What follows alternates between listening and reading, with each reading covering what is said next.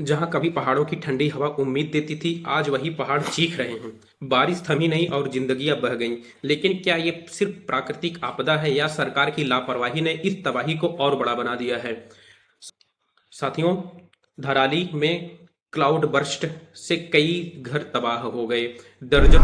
दर्जनों लोग लापता, घायल और विस्थापित हो गए। बच्चों और बुजुर्गों को टेंट में रात गुजारनी पड़ रही है। सरकार की नाकामी इस पे ये है साथियों कि ये सवाल सिर्फ प्रकृति का नहीं, सिस्टम का भी है।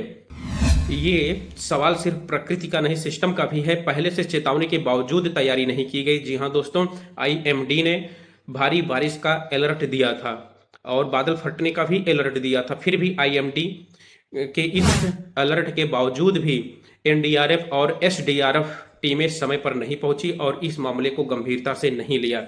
और इसके अलावा राहत कार्य में देरी हुई। हेलीकॉप्टर घंटों बाद रवाना हुए।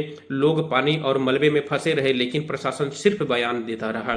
फंड और योजना की नाकामी भी यहाँ पर एक फैक्टर बनती है। जी हाँ साथियों, 2013 के बाद आपदा प्रबंधन के लिए 7500 करोड़ रुपए मिले थे। सीएजी रिपोर्ट के अनुसार कई प्रोजेक्ट अधूरे पड़े हैं, या पैसा बर्बाद हुआ है, या फिर पैसा सही जगह लगा ही नहीं जहां पर पैसे लगने चाहिए थे, या फिर फंड वैसे के वैसे पड़ा रह गया है। ये सीएजी रिपोर्ट के अनुसार खुलासा किया गया है।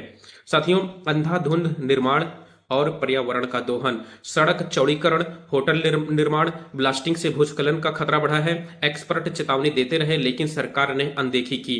स्थानीय लोगों की आवाज को अनसुना करना, गांव वालों ने पहले से कटाव और दरारों की शिकायतें की थी, लेकिन प्रशासन ने कोई कदम नहीं उठाया, जिसका खामियाजा आज पूरे गांव को भुगतना पड़ रहा है।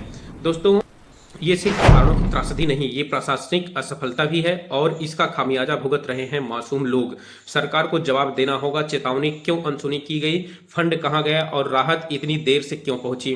ये वीडियो सिर्फ खबर नहीं, एक आवाज है। आप इस दर्द को महसूस करते हैं तो इसे शेयर कीजिए, क्योंकि अब हम सवाल नहीं पूछते। अब ऐसी त्रासदियां बार बार होती रहेंगी। जब तक हम सवाल नहीं पूछेंगे तब तक ऐसी त्रासदियां बार बार होती ही रहेंगी। इसलिए हमें और आपको आगे आना होगा और सरकार से सवाल जवाब करना होगा, और जो फंड जहां जिसके लिए रिलीज हो रहा है उसका सही उपयोग हो रहा है कि नहीं, इसकी खबर हमें और आपको लगानी होगी। इसका पता हमें और आपको करना होगा।